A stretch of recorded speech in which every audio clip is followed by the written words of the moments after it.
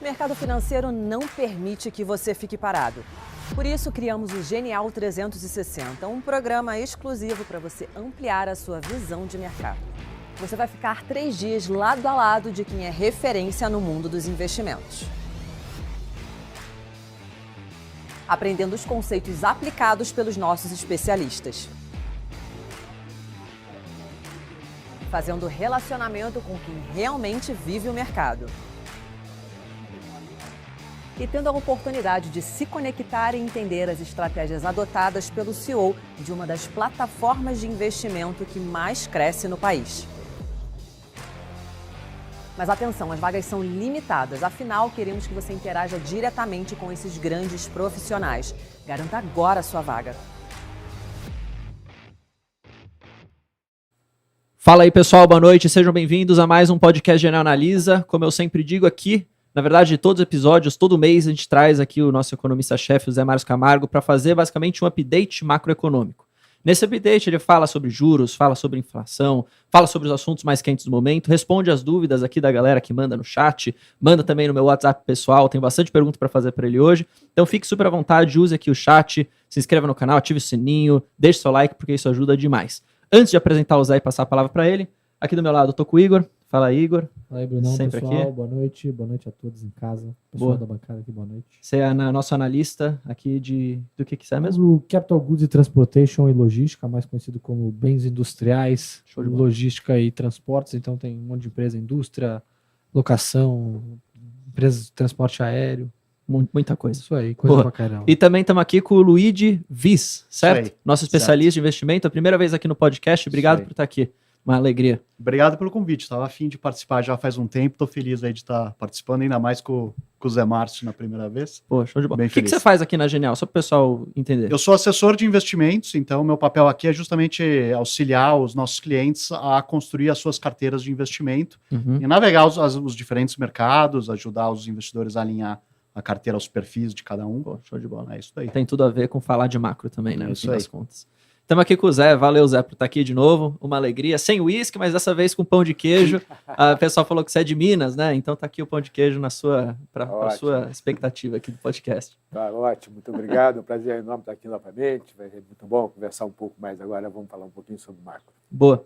Sabe o que eu queria, Zé? Eu acho que a gente estava até conversando em off. Eu acho que seria legal a gente começar esse papo falando um pouquinho sobre Fed, falando sobre Estados Unidos em geral, e depois a gente tem algumas perguntas de Brasil, mas acho que eu gostaria de começar por essa parte mais Estados Unidos e depois falar um pouco de mundo, e aí no finalzinho a gente vai para o Brasil. O que você acha? Isso é legal. Boa. É legal porque tem umas mudanças aí na economia americana, e tem alguns dados importantes que saíram a semana passada e que estão mexendo com o mercado. Então, acho que é legal falar um pouco sobre a economia americana. Na verdade, na semana passada, nós tivemos o dado do índice de preço ao consumidor, que chama o CPI, que é em inglês, que veio estável, certo? E tivemos também, quer dizer, o núcleo do índice que veio com um crescimento de 0,2%, quando a expectativa era de crescimento de 0,4%. Da mesma forma que tivemos também o índice de preço ao produtor, quer dizer, o preço na porta da fábrica, tá certo? Que veio com um aumento de 0,2%, quando a expectativa era uma inflação de 0,4% desse índice. Então, esses dois índices aí mostraram um pouco o seguinte: será que a taxa de inflação dos Estados Unidos está começando a arrefecer?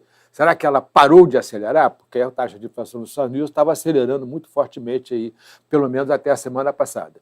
E se você pegar em termos anualizados, quer dizer, a taxa de inflação, o CPI, passou de 9,1 para 8,6. É uma redução super importante. O ponto importante aqui é que dessa redução aí de 9,1 para 5 para 8,6, tá certo? 0,42 pontos de porcentagem tem a ver com uma redução de preço de gasolina. Certo? As outras coisas também se caíram, mas fundamentalmente o preço que realmente caiu nos Estados Unidos, como no Brasil, tá certo? Foi gasolina. O que está acontecendo é que a gente tem uma desaceleração na economia internacional, principalmente na China. A gente tem uma desaceleração forte na China, porque você tem aí a questão da política de zero Covid, né? Quer dizer, se tem poucos casos de Covid numa cidade, o governo fecha a cidade completamente. E, além disso, você tem uma crise no setor imobiliário chinês, né? Você tem uma greve dos compradores de imóveis, que, como as empresas não estão conseguindo entregar os imóveis no tempo adequado, as pessoas que compraram imóveis estão parando de pagar. Então, você tem aí uma crise complicada que está gerando uma desaceleração forte da economia chinesa, e isso está gerando uma redução nos preços de commodities e, consequentemente, isso está afetando a taxa de inflação nos Estados Unidos, no Brasil e etc. Então, acho que esse é um ponto importante. A pergunta que está se fazendo agora é: será que isso é suficiente para o Fed ficar mais complacente com a taxa de inflação? Uma boa parte dos analistas de mercado aí, dos investidores, estão começando a acreditar que sim, que o Fed, que na próxima reunião do FONC, que é o Comitê de Política Monetária lá do Fed, tá certo? Que vai ser dia 20 e 21 de setembro, muito provavelmente o Fed vai aumentar a taxa de juros em 0,5 pontos de porcentagem, quando antes desses dados aí, a expectativa era de aumentar em 0,75 pontos de porcentagem. A minha avaliação é que ele vai continuar aumentando em 0,75 pontos de porcentagem, por uma razão muito singela. Em primeiro lugar, tá certo, você tem o fato de que você não tem nenhum sintoma de que você tem demanda, que melhorou o balanço entre oferta e demanda na economia americana. Muito pelo contrário, o mercado de trabalho, por exemplo, continua extremamente apertado, os salários estão aumentando a uma taxa muito acima da meta para a inflação. A meta para a inflação nos Estados Unidos é 2% ao ano, os salários estão aumentando quase 6%. Tá certo? Isso significa que, se você parar de aumentar juros, se você fraquejar no aumento de juros, você vai acabar gerando mais pressão inflacionária ali na frente. Então, a minha avaliação é que não, que eu acho que o Fed ainda vai dar pelo menos mais um ajuste de 0,75 pontos de porcentagem, mas os dados de inflação dos Estados Unidos ajudaram a acalmar os mercados. Os mercados ficaram mais calmos a semana passada, essa semana, o que gerou uma valorização do real, aumento de preços das ações, as bolsas se deram muito bem, não só aqui, mas também no exterior, de maneira que eu acho que teve aí um efeito muito importante desses dados sobre da economia americana sobre o funcionamento dos mercados. Posso fazer uma pergunta, Zé? Eu acho que... Deixa eu formular aqui minha pergunta, né? E me corrija se eu estiver errado, mas a minha impressão que eu tenho é que os países sempre foram muito dependentes da China, né? Começaram a colocar suas indústrias ali, até para baratear os custos de produção. E o que a gente, pelo menos eu percebi, né, eu vim tentando dar uma olhada nisso no mercado ao longo do tempo, especialmente depois do Covid, é que o pessoal tem tentado ter uma dependência menor da China agora. Fazer o que eles chamam meio que daquele nearshoring, né? Então, de trazer agora a produção mais para perto ali do consumidor final, no fim das contas. E aí, será que nesse cenário a gente não pode ficar mais acostumado a realmente viver com uma inflação mais alta nos Estados Unidos, Europa, no mundo inteiro, como a gente não estava acostumado antes, dado que agora a China não vai mais ter esse papel de baratear tanto esses produtos? Será que não é normal agora a gente viver esse novo normal de uma inflação mais alta e de começar a ver talvez uma taxa de juros maior nos Estados Unidos, por exemplo, do que a gente via no passado? Como que você faz essa análise assim nesse cenário? Não, certamente nós vamos ter que conviver com uma taxa de inflação mais alta do que a gente estava convivendo até 3 anos atrás, né? Quer dizer, nós tivemos um processo de globalização. Esse processo chamado de globalização foi extremamente importante, porque ele reduziu o custo de produção de bens industriais de uma forma impressionante. Se você pegar o preço dos produtos industriais desde o início dos anos 70 do século passado até a pandemia, tá certo? Você tem uma queda substancial nos preços em termos absolutos. Uhum. Uma geladeira hoje custa muito menos em termos absolutos do que custava há 40 anos atrás. Um automóvel custa muito menos do que custava há 40 anos atrás, apesar de toda a tecnologia incorporada, nova tecnologia que foi incorporada nesses produtos todos. Isso tem a ver exatamente com esse processo de globalização, com esse processo de transferir a produção para países onde o custo de produzir é mais barato, tá certo? Agora, quer dizer, uma coisa que ficou muito clara, e eu acho que esse é um ponto super importante, quer dizer, é o seguinte, quer dizer, ficou muito claro para a maior parte para as pessoas de modo geral, é que não dá para você concentrar a produção num lugar só. O risco é muito grande. Quer dizer, olha o caso da China. Como você concentrou a produção na China, tá certo? A China adota uma política de zero Covid, isso significa que quando a China tem uma pandemia e ela decide adotar uma política zero Covid, tá certo? desculpe, uma política de zero Covid significa que você vai interromper o processo produtivo, como todo mundo depende das exportações da China, tá certo? Você interrompe o processo produtivo no mundo inteiro. Então, isso é um problema, tá certo? Quer dizer, isso claramente virou um problema. Aliás, é muito interessante, né? Um dos principais mantras do mercado financeiro é diversificar. Né? Quer dizer, é curioso que a gente não tenha usado o mesmo tipo de questão para a produção física. Né? Quer dizer, você concentrou a produção no leste asiático de uma forma muito impressionante. Você tem 3 ou 4 países que concentram uma grande parte da produção de bens industriais no mundo inteiro. Então, acho que isso vai mudar. Isso vai significar, primeiro, que os preços vão ficar, quer dizer, os custos vão aumentar, você vai ter um aumento de preços de bens industriais, tá certo? A gente não sabe exatamente como é que isso vai caminhar, mas, pelo menos, em princípio, no começo do processo, a gente deve ter um processo, quer dizer, uma tendência a ter preços mais altos e inflação um pouco mais alta. Agora, a gente não pode esquecer o seguinte, uma coisa é o nível de preços, outra coisa é a taxa de inflação. Quer dizer, você vai ter, da mesma forma que eu falei, você tem o preço da geladeira hoje é muito menor, tá certo? Como você vai ter um aumento de custo, porque agora você vai produzir a geladeira no Brasil ou nos Estados Unidos, sei lá onde, mais caro, tá certo? A hora que você faz a transferência da produção para esses outros países, o nível de preço aumenta. Nesse processo, a inflação aumenta. Mas depois que parou, não tem mais inflação. Ou seja, a inflação pode voltar a ser tão baixa quanto era. Esse era um ponto legal que a gente estava discutindo na semana passada em relação ao preço dos carros. O preço do carro foi altamente afetado por essa questão que a gente comentou, né? A concentração das cadeias globais de produção, principalmente de semicondutores, enfim, até insumos de pneus que vinham e peças que vinham da China, tá? Então, tiveram os fechamentos, o preço do carro disparou. E aí, justamente essa questão que a gente comentava. Até quando ou será que a gente vai ver uma queda no preço do carro, de fato, nos próximos tempos? Porque esse aumento de preço foi meio que superficial, justamente por conta de uma quebra na cadeia de suprimentos. Então, a oferta estava voltando e a demanda estava voltando muito forte, e a oferta não conseguia suprir, justamente por conta desse fator. E aí a gente esbarra nessa questão que você falou. O mundo deve, no futuro próximo, trazer as cadeias de produção mais para perto. Será que isso não pode ser uma desculpa ou uma nova forma das montadoras encararem o preço dos carros? Ah, beleza, eu estou com um custo de produção mais alto, será que vale a pena mesmo eu ficar produzindo carro de entrada? Ou será que vale a pena focar nos carros que me dão maior rentabilidade? Então, a tendência é justamente essa. A gente vai ver. E a gente já viu esse novo patamar de preços que muito provavelmente se estabilizem.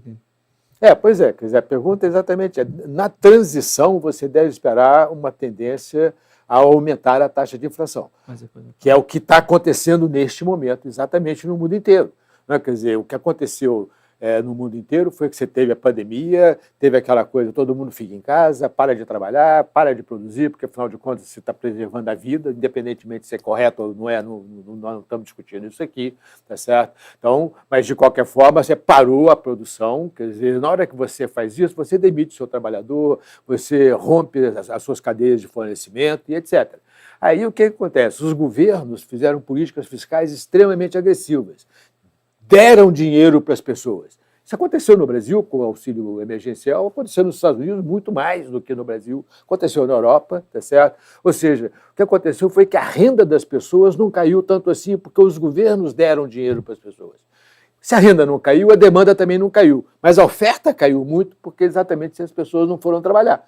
E aí o que acontece? O que acontece é que tem um excesso de demanda em relação à oferta, isso está gerando essa pressão inflacionária que é super importante, quer dizer, que é uma pressão inflacionária generalizada, quer dizer, todos os países do mundo estão com inflação próximo ou acima de 2 dígitos, tá certo?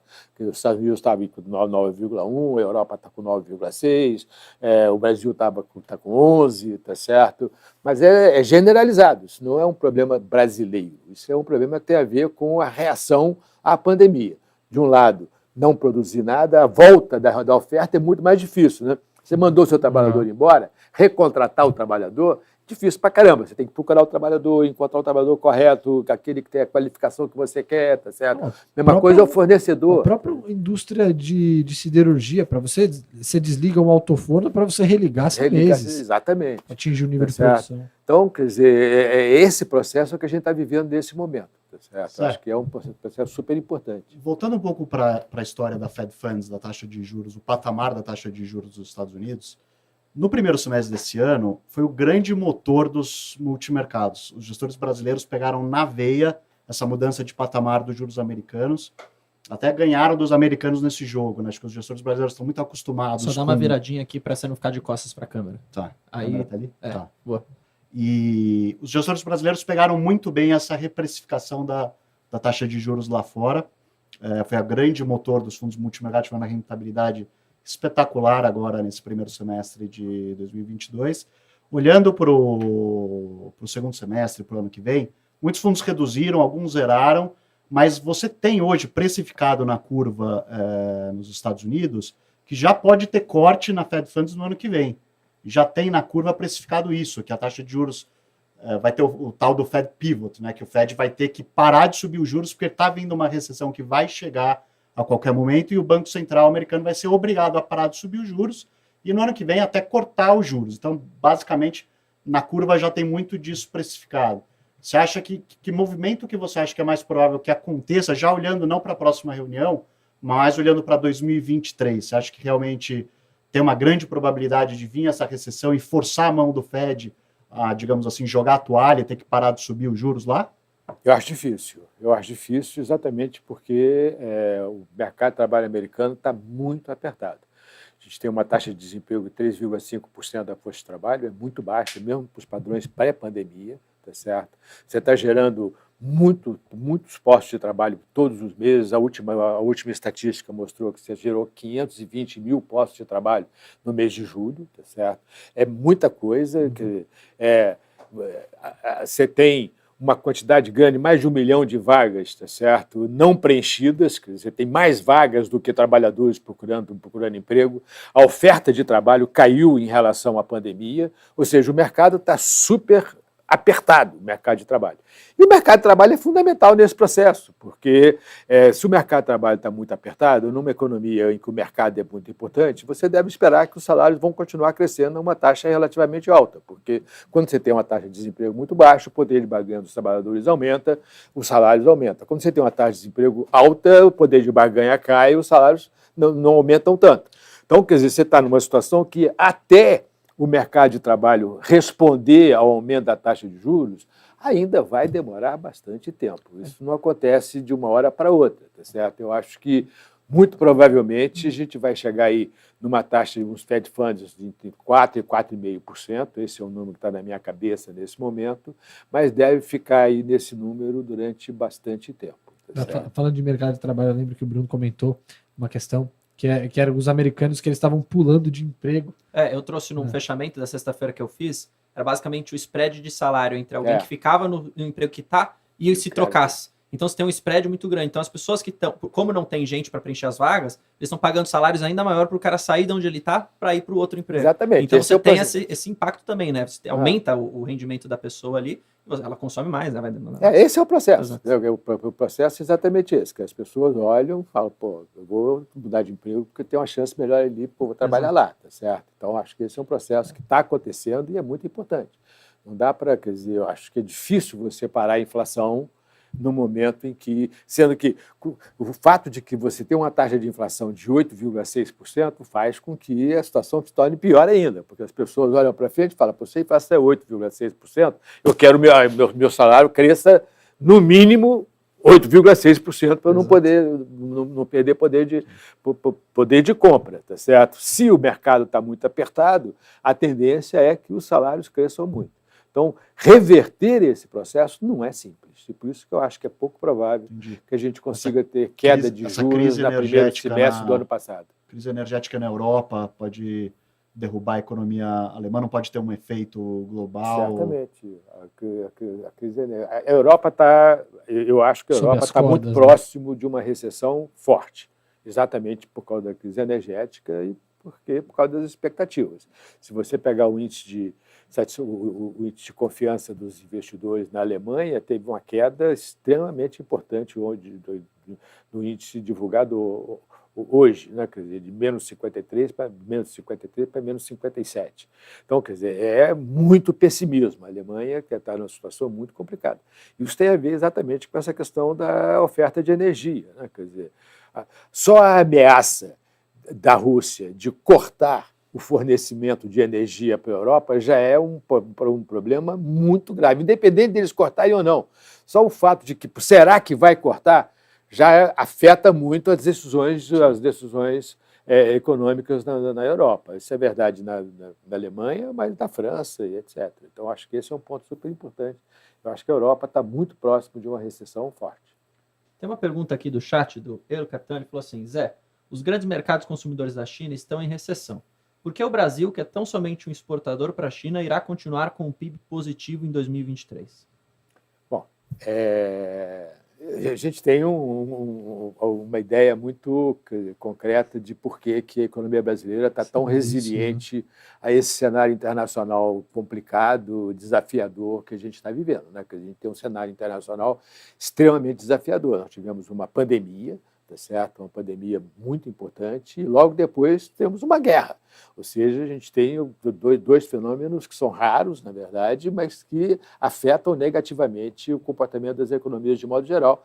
E todas as economias estão caminhando para uma recessão, claramente estão desacelerando muito rápido, e a economia brasileira continua forte, né? Quer dizer, continua reagindo positivamente. A gente acha que o nosso cenário é um cenário que existem pelo menos 3 razões pelas quais isso está acontecendo. E são duas delas são, que uma é conjuntural, a outra estrutural, e tem uma terceira que a gente está em dúvida como é que vai acontecer. A primeira razão é o fato de que, como ficou com a redução do número de óbitos, do número de casos com a pandemia, tá certo?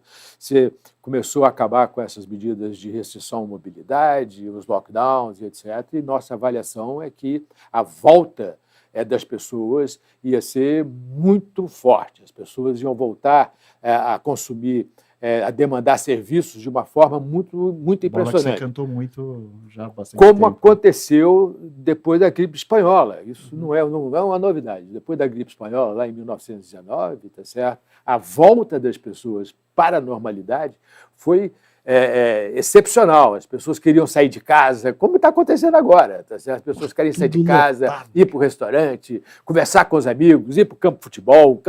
Todos os jogos no Brasil estão cheios, né? Você olha os estádios de futebol, todos estão cheios. Você pode...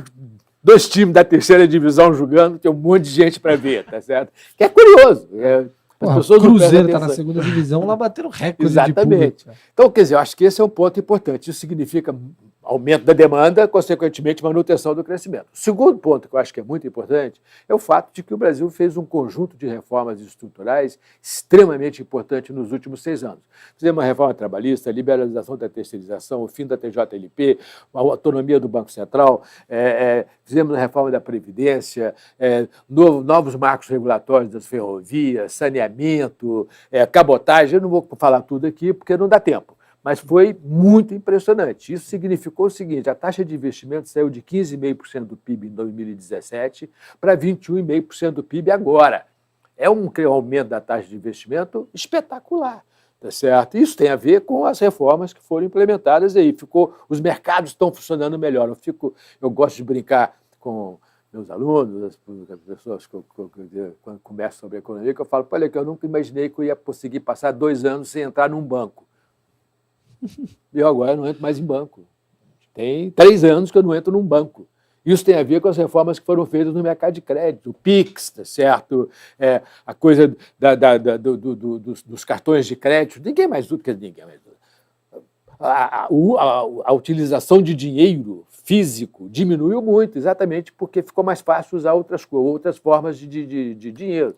Isso aumentou a produtividade, né? Espetacularmente, tá certo? Então, acabou a TJLP, por exemplo. A TJLP era a taxa de juros subsidiada do Banco do BNDES. Explodiu o mercado de debênture no Brasil. Né? Explodiu o mercado de crédito privado de longo prazo. Você acabou, quer dizer, todo mundo dizia, eu me lembro que os economistas de esquerda diziam que o BNDES era fundamental porque não tinha mercado de crédito privado de longo prazo no Brasil. É claro, se o governo dá crédito subsidiado, o setor privado não vai dar crédito para competir com o governo que está dando crédito subsidiado, que está tendo prejuízo. O que aconteceu foi que você criou um mercado só acabando com a TJLP. Isso é espetacular, fala a verdade. Então tem uma série de coisas desse tipo que, a hora que você começa a perceber, você vê que tem um ganho aí de produtividade, tem um ganho, quer dizer, uma atratividade do investimento muito maior do que antes dessas reformas. E eu acho que isso é fundamental. Então, acho que esses dois fatores são fatores positivos, super importantes, que estão garantindo o crescimento da economia brasileira, apesar desse cenário desafiador. Tem um terceiro fator que é muito importante, e que esse fator eu tenho dúvidas de como vai ser, ele vai se comportar no futuro próximo, né? Quer dizer, independentemente de quem ganhar as eleições, que é o teto do gasto. Né? Quer dizer, eu acho que o teto do gasto foi super importante para diminuir a taxa de juros. Né? Quer dizer, quando você tem um teto para o gasto público, é fácil de entender por quê. Né? Quer dizer, você tem um teto do gasto. Se você bate no teto, você não pode aumentar o gasto. Então, isso significa o seguinte: todo aumento de receita, a economia cresce 1%, aumenta um pouquinho a receita tributária. Se você está no teto, esse aumento de receita só pode ser usado por duas coisas: para diminuir a carga tributária ou para diminuir a dívida. Isso significa que o credor sabe que em algum momento ele vai receber o dinheiro, porque o teto está ali. Então, isso significa que isso jogou a taxa de juros para baixo. Tá certo? Então, se tinha uma taxa de juros de 20% lá em títulos públicos, quando você aprovou o teto, em 6 meses a taxa de juros foi para 4%, 5% real. Tá certo? Agora, você furou o teto 2 vezes, você não sabe o que vai acontecer com o teto ali na frente. A nossa avaliação era que romper o teto ia ter um efeito negativo muito forte sobre a economia brasileira. A gente estava mais pessimista do que a realidade. A realidade não foi tanto assim. Teve um momento de risco fiscal, a taxa de juros teve que aumentar. Um pouco por causa disso também, né, Zé? Ela ter chegado... A Selic ter chegado em 13,75 claro, tem muito a ver teve com um aumento, claro, teve um aumento, sim, de risco fiscal e da taxa de juros. Mas a nossa expectativa é que ia aumentar muito mais do que efetivamente aumentou. Tá certo? O que não importa. O fato importante é que você não ter o teto significa um risco fiscal maior. Como que vai se resolver esse processo a partir de agora, dado que você já furou o teto pelo menos 2 vezes nos últimos 2 anos, tá certo? A gente não sabe. Vai manter, não vai manter, depende do Lula. Se o Lula foi eleito, ele mantém, já disse que não mantém o teto. Se o Bolsonaro foi eleito, o que ele vai fazer, tá certo? Em suma, eu acho que essa é uma discussão super importante e que ajuda a manter o crescimento de longo prazo, se for bem resolvida. Mas nesse período que a gente viu de fiscal se deteriorando, a gente teve uma coisa que jogou muito a favor, que foi o preço das commodities super altos. Embora a gente saiba que o fiscal levou o dólar lá para cima, a arrecadação também cresceu porque, enfim, mineração estava explodindo de vender minério, Petrobras então nem se fala, isso jogou a favor. Agora a gente tem meio que um cenário que não joga tanto a favor, então acho que agora tem muito mais sensibilidade em qualquer mudança no fiscal, né? Essa é uma pergunta que eu não tenho resposta. Quanto do aumento de arrecadação é estrutural e quanto que é puramente conjuntural? Quanto tem a ver, quanto do aumento de arrecadação que a gente viveu aí nos últimos 2 anos, tá certo? Tem a ver com a mudança estrutural da economia, que tem a ver com as reformas, tá certo? Quer dizer, as reformas geraram quanto desse aumento de arrecadação tem a ver com esse crescimento da economia estrutural, tá certo? E quanto é conjuntural, tem a ver só com o aumento de preço de commodities no mercado internacional, entendeu? Com o ciclo, quer dizer, com o momento do ciclo, eu não sei. Tá certo? Os cálculos aí são que alguma coisa em torno de 30% é estrutural, os outros 70% é conjuntural, mas são cálculos muito difíceis de serem feitos, tá certo? Mas isso tem razão. Mas esse é o ponto fundamental. A pergunta que eu acho que precisa ser respondida é de que forma o risco fiscal vai voltar na economia brasileira. Porque, quer dizer, quando a gente aprovou o teto do gasto, se diminuiu muito o risco fiscal. E agora a gente teve um aumento do risco fiscal. E a gente sabe que a taxa de câmbio depende basicamente de 2 variáveis: do risco fiscal e do diferencial de juros entre o Brasil e o resto do mundo, tá certo? Então, se o risco fiscal aumenta, você tem que aumentar o diferencial de juros para evitar uma desvalorização cambial e pressão sobre a taxa de inflação e, consequentemente, mais juros, tá certo? Então, essa é uma conversa complicada.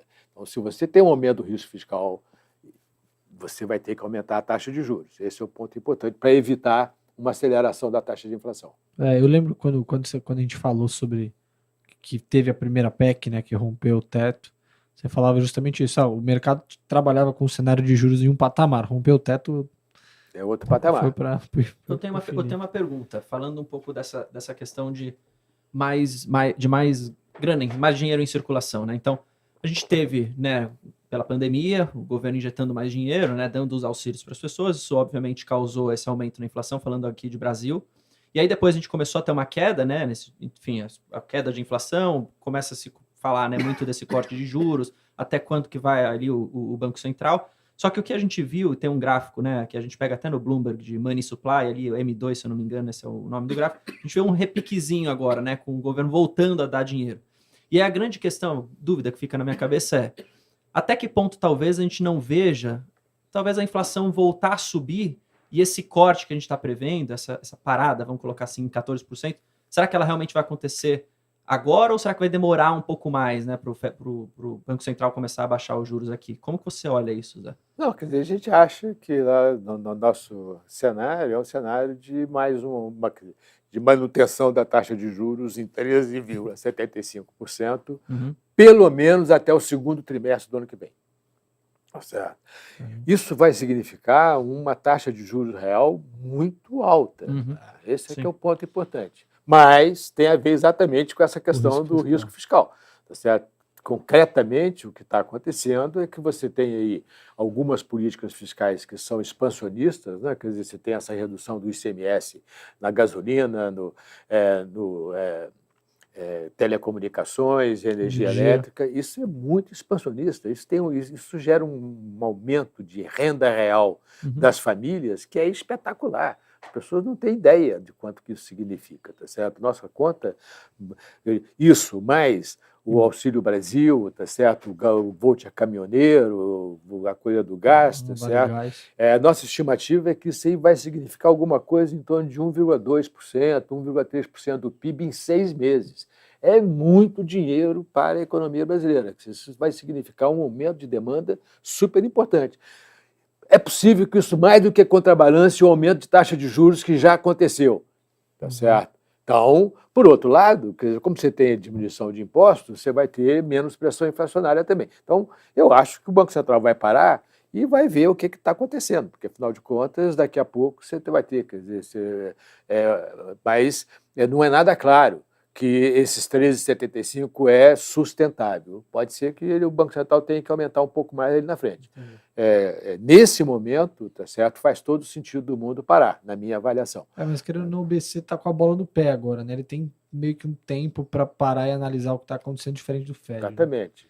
Né? Já aumentou muito a taxa de juros, né? Quer dizer, já tem uma taxa de juros real alta, bem ou mal, você já está com uma taxa, a expectativa de inflação é 6,5% e você tem uma taxa de juros de 13,75%, é uma taxa de juros real substancial. É 6% de taxa de juros real, quer dizer, não é nada brincadeira. Zé, a gente viu um fenômeno curioso acontecendo nas últimas semanas, quando se começou a se noticiar muito a deflação que a gente teve, pontual por causa desse, digamos, choque de corte de impostos que o governo deu. Como você fala muito, né? Um evento once and for all, acontece uma vez e acabou. E a gente viu muitos investidores, até alguns casos extremos, querendo se desfazer de ativos IPCA+, por causa da deflação. Acho que bateram tanto na imprensa essa tecla deflação. Muito investidor ficou com medo. A gente viu até um movimento de queda forte em alguns fundos imobiliários que tem muito CRI IPCA, porque muita essa narrativa de que veio uma deflação, isso assustou o investidor. E a gente tem justamente batido na tecla que foi um evento muito pontual. Então, eu queria ver a sua leitura um pouco para essa inflação, olhando, né, para o ano que vem. Obviamente, a gente vai voltar a ter uma inflação positiva e provavelmente com todo esse impulso monetário, esse impulso fiscal que a gente tá tendo, isso pressiona a inflação também, né? Então, a gente deve ter uma inflação ainda num número, num patamar mais elevado, vai demorar para ceder, digamos assim, fora esse impulso momentâneo da deflação pelo corte dos impostos. Né? A nossa projeção é de inflação de 5,6% no ano que vem.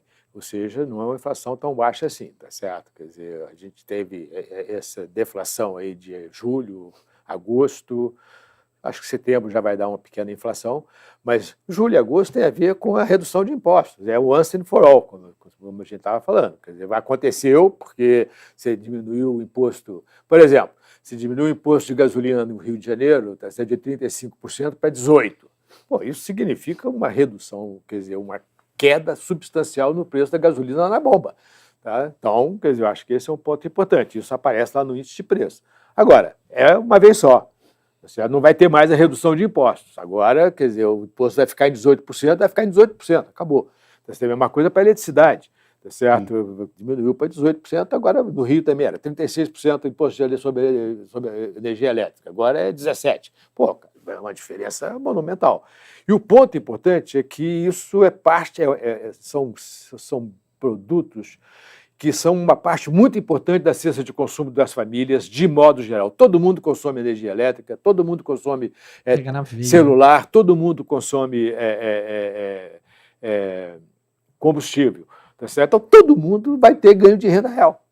Tá certo? Esse é que é um ponto importante. Tá certo? E isso vai gerar inflação ali na frente. Então, nosso cenário é um cenário de inflação de 5,6% em 2023, ainda bastante, uma inflação ainda bastante relativamente elevada. Então, quer dizer, não é para ter medo de deflação, não. Ter medo de deflação. No Brasil, isso né? Isso é coisa de japonês. Tem uma pergunta aqui do Lucas, ele falou: boa noite, Zé. Qual o impacto dos juros mantendo até o segundo TRI de 2023 para o consumidor e para o investidor? Não, o impacto é grande. Você vê o seguinte, os juros afetam fundamentalmente crédito, o custo do crédito. Então, você precisa de crédito para quê? Para comprar bens de consumo duráveis, tá certo? De modo geral, você raramente compra um bem de consumo durável. Uma televisão, você compra a crédito. Isso significa que quando a taxa de juros sobe, o preço da televisão subiu, na verdade, concretamente. O preço é o mesmo, mas a quantidade de dinheiro que você vai gastar, se você colocar na prestação, tá certo, vai ser muito maior. Mercado imobiliário, tá certo? Quer dizer, o crédito para o mercado imobiliário vai ficar mais caro. Isso significa que a demanda por casas e etc. vai diminuir, porque esse é o preço do mercado imobiliário, da casa e etc. Então, quer dizer, o efeito é substancial. E para as empresas, porque a empresa investe. Ela pega dinheiro emprestado para comprar máquinas e equipamentos para produzir mais no futuro, ter mais lucro e pagar o dinheiro que ela pegou emprestado. Se a taxa de juros sobe, o crédito fica mais caro, tá certo? Ela vai ter menos condição de pegar esse dinheiro emprestado e investir mais lá na frente. Isso significa que você deve esperar uma redução na taxa de investimento devido a uma política monetária mais dura. Tá certo? Então, esses são os efeitos aí, são efeitos importantes. Você vai ter, em algum momento, a economia vai crescer menos. Hoje eu vi o Paulo Guedes, ele teve uma reunião, né, com os chefes dos estados para falar sobre... Porque quando se propôs essa redução de impostos, né, esse efeito pontual que a gente falou, existia justamente essa percepção de que você aumentaria o consumo das famílias e você talvez contrabalancearia essa redução de impostos, né? Mas hoje... eles tiveram algumas discussões falando justamente sobre que o efeito estava sendo negativo na arrecadação. Você acha que demora para isso acontecer, para a gente ver esse efeito do consumo aumentando e contrabalanceando esse efeito de redução? E aí eu emendo numa segunda pergunta, que é a seguinte: você acha que pode manter nesse patamar de redução de impostos, ou você vê isso como só one-off e daqui para frente tem que voltar, porque senão impacta muito a arrecadação estado a estado?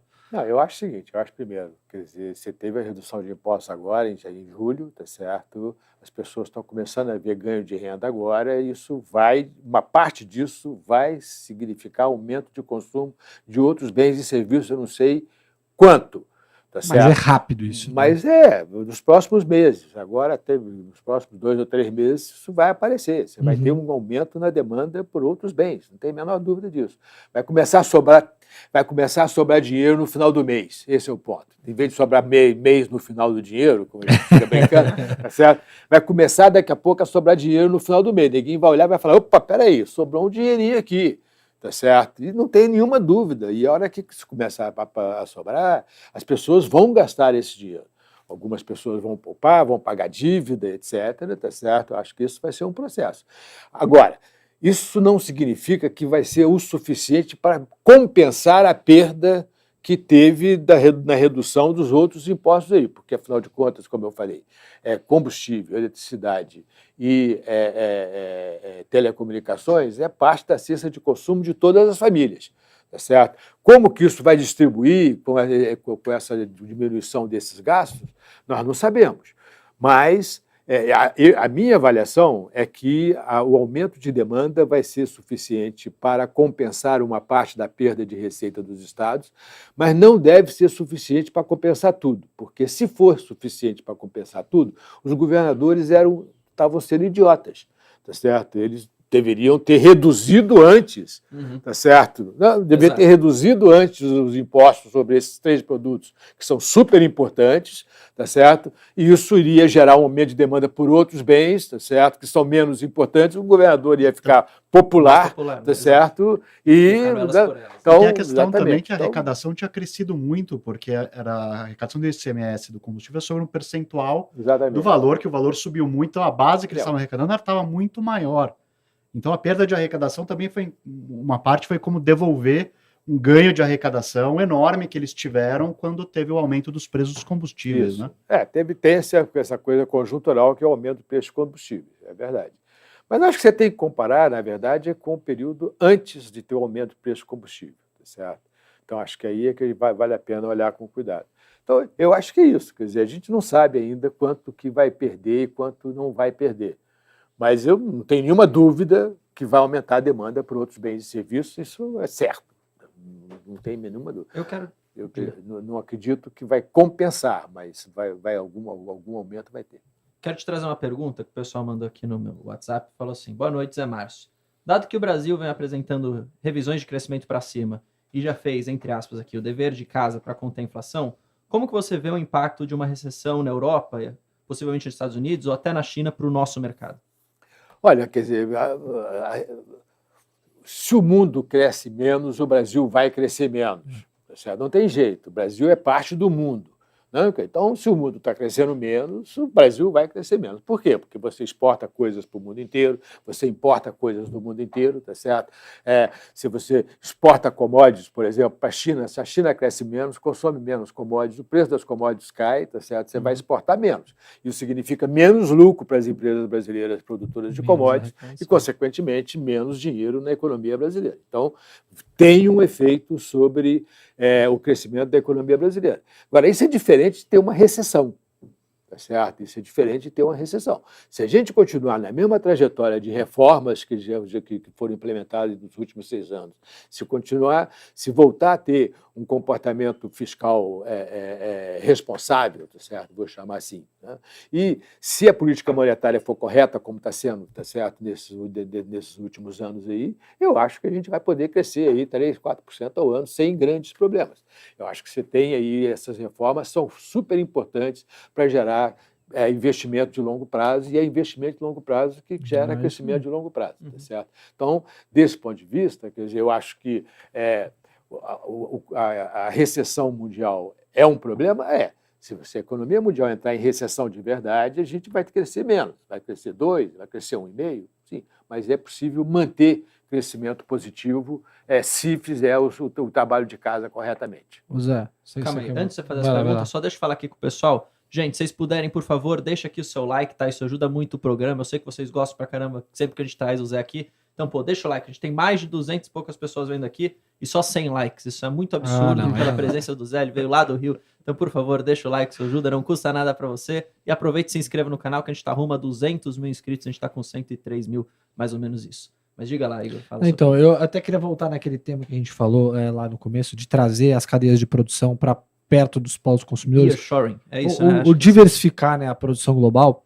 E aí a gente tem no Brasil, que foi engavetado, né? Mas a questão da unificação dos impostos, que eu acho que é um dos grandes principais destraves de valor para o setor industrial, principalmente o setor de bens de capital.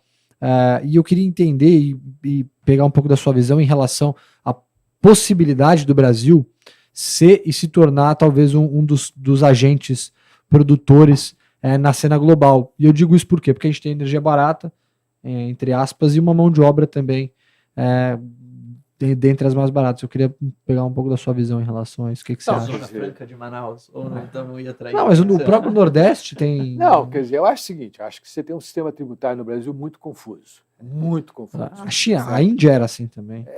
E você precisa fazer uma reforma tributária, isso não tem a menor dúvida. Eu posso estar enganado, mas eu acho muito pouco provável que você consiga aprovar uma reforma tributária como a que estava sendo proposta lá, de criar um IVA, um imposto sobre valor adicionado a nível nacional, com alíquota igual praticamente para todos os produtos. Acho muito difícil, porque no Brasil serviços pagam muito pouco imposto e bens pagam muito imposto. Se você quiser criar um imposto nacional com uma alíquota única para todos os bens e serviços, você vai aumentar a alíquota de educação, saúde, que paga muito pouco imposto, para 25%, 30%. Eu acho que isso a sociedade não vai aceitar. Então, eu acho que essa é muito difícil de você aprovar uma coisa desse tipo. Mas você pode simplificar, sim, apesar de não ter uma alíquota única, mas você pode criar um esquema de duas alíquotas, uma alíquota federal, juntando PIS/COFINS, tá certo? E uma alíquota subnacional com ICMS, ISS, tá certo? Em suma, você pode fazer melhorar o cenário. Melhorar o cenário, certamente isso é super importante para você atrair capital, atrair investimento para o Brasil. Então, acho que essa é uma coisa. Agora, uma outra coisa que é super importante é abrir a economia. Se você não consegue importar, você não consegue produzir aqui dentro, porque você não consegue produzir tudo, tá certo? Então, para você produzir qualquer coisa, você precisa de importar outras coisas. Então, você quer produzir automóvel? Você precisa de importar peças. Você não vai produzir o automóvel inteiro, tá certo? Não existe isso. Então, se você tem uma economia muito fechada, como a economia brasileira, é caro importar, você paga uma tarifa grande, é proibido importar um monte de coisa, isso é muito ruim para você gerar crescimento, principalmente no setor industrial, tá certo? Então, eu acho que você vai precisar de gerar uma abertura da economia brasileira, diminuir tarifa de importação, diminuir restrições às importações, tá certo?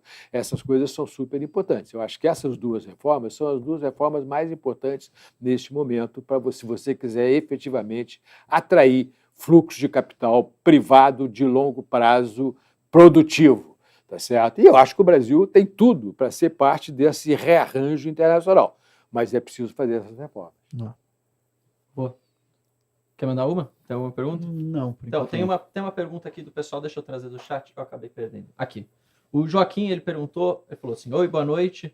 Zé, você não acha que a gente tem uma inflação muito alta gerada pelo dólar? Aí ele colocou aqui, entre parênteses, dólar sobe a gasolina, sobe o trigo, sobe a inflação. E como podemos combater essa inflação no dólar? Bom, Isso fiscal, né? Fiscal, né?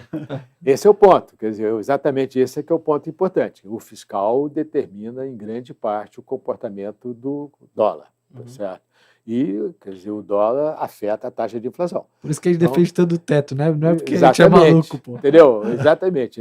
Quer dizer, a defesa do teto tem muito a ver com isso aí. Tá certo? Quer dizer, se você tem um teto que funciona, se você tem uma âncora fiscal que funciona, como é o teto, tá certo? O que acontece?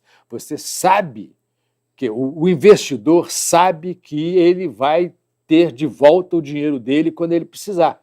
Então, ele compra, ele paga mais caro para ter aquele título, tá certo? Porque ele sabe que vai ter de volta o retorno necessário. Então, isso faz a maior diferença do mundo, porque aí você tem uma taxa de juros mais baixa, com a taxa de juros mais baixa, você tem mais investimento, tá certo? Então, esse é o ponto. Eu acho que o fiscal é determinante nesse processo. Tá certo? E aí eu queria puxar um outro tema aqui, Zé. A gente até tinha conversado disso em algumas outras vezes, que era sobre o cenário local está indo super bem, e isso a gente está vendo refletido agora nos resultados das empresas, principalmente aquelas que estão expostas à economia local. E aí eu queria entender um pouco da sua visão, assim, olhando para cada setor, a gente já falou aqui da questão do serviço, né, por conta de consumo interno, mas olhando para 23, se você acha que ainda tem espaço para serviço performar muito bem, ou se você acha que algum outro setor pode se destacar dentro da economia local, pensando nessa agenda de investimentos que a gente tem no Brasil, pensando na questão também eleitoral, que a gente sabe que acaba batendo no fiscal. O que você está olhando assim? Eu acho que o serviço vai continuar sendo um setor importante. Quer dizer, eu acho que está longe de você esgotar essa maré positiva do setor serviço, que as pessoas continuam muito ávidas para sair, para conversar, para eventos, futebol. Porra, a passagem aérea disparou o preço e continua a taxa de ocupação lá em cima. Exatamente. Eu acho que tem muito espaço ainda. Eu acho que esses setores de serviço acho que são setores que vão ter um desempenho ainda bastante positivo no próximo ano. Tá certo? Agora, tem uma coisa que é super importante, infraestrutura. Tá certo? Se você continuar fazendo as concessões e privatizando, os setores de infraestrutura vão bombar, vai ser muito importante. Tá certo? O Brasil tem uma deficiência em infraestrutura que é muito impressionante. Então, na hora que você começa a fazer concessões, eu tenho um exemplo que eu acho muito bom, que é essa coisa da SEDAI, né? Você mudou o marco regulatório do saneamento, imediatamente você conseguiu privatizar a SEDAI. Como é que foi a privatização da SEDAI? A privatização da SEDAI é impressionante. Quer dizer, a empresa foi lá, se dispôs a pagar 23 bilhões de reais para ter o direito de investir mais 30 bilhões de reais para furar buraco no chão. Isso é inacreditável, pô. É ou não é? É mesmo. Mas foi isso que aconteceu. Ele pagou de outorga 23 bilhões de reais para ter o direito de investir mais 30 para furar buraco no chão, cara. Tá certo? Então, é isso. É isso que é o problema da privatização, das concessões, do marco regulatório correto, tá certo? E isso vai gerar uma quantidade de investimento muito importante, tá certo? Então, eu acho que esses setores de infraestrutura são muito importantes. Tem uma série de empresas aí que estão caminhando no sentido de entrar nesses setores de uma forma super agressiva. Uhum. Tá, e você me permite mais um aqui? Bora. Eu estava até conversando com o Ihal semana passada, falando sobre a temporada de furacões lá que vai chegar agora, tá? E a gente estava tentando muito entender a questão de preço de petróleo.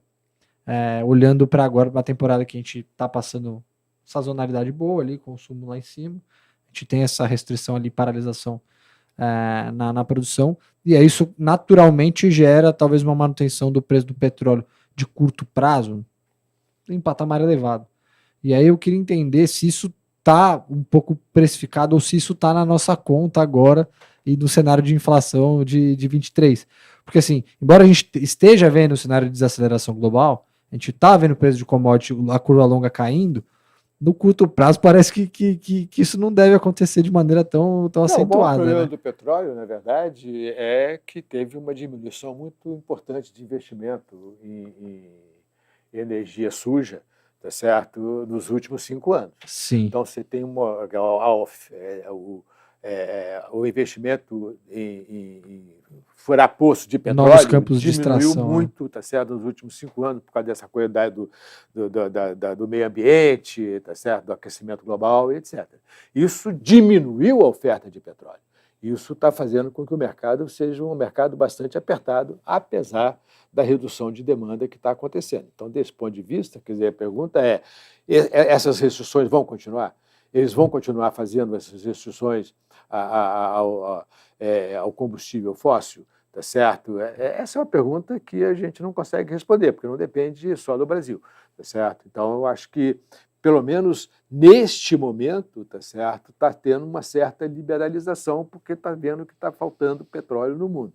Tá certo? Mas, quer dizer, o que vai acontecer daqui a pouco, ninguém sabe. E tem a coisa do clima, que é importante. Tá certo? Então, como compatibilizar essas coisas? Esse é o grande problema do futuro, né? Como compatibilizar geração de energia com essa questão climática. Tá certo? O problema é o seguinte, gerar energia exige destruir a natureza de alguma forma. Não tem jeito de você gerar energia sem destruir de alguma forma a natureza. Tá certo? A pergunta é como desenvolver tecnologia que minimize essa destruição. Esse é o grande problema. E não é simples, quer dizer, isso é um processo de longo prazo. Aí é uma questão que, de uma discussão longuíssima, né? As isso pessoas falam da questão das próprias da própria geração solar, né? Porque os componentes, porra, o cara gasta energia pra caramba pra fazer um painel Exatamente. que não é limpa. Aí Não, o outro vai fazer. E polui muito para fazer o painel, É. tá certo? Tem uma enorme poluição, tá certo? Aí vai e fazer. aí, quer dizer, mas a hora que você gera energia é limpo, é verdade, mas você já fez a poluição antes, Ah. tá certo?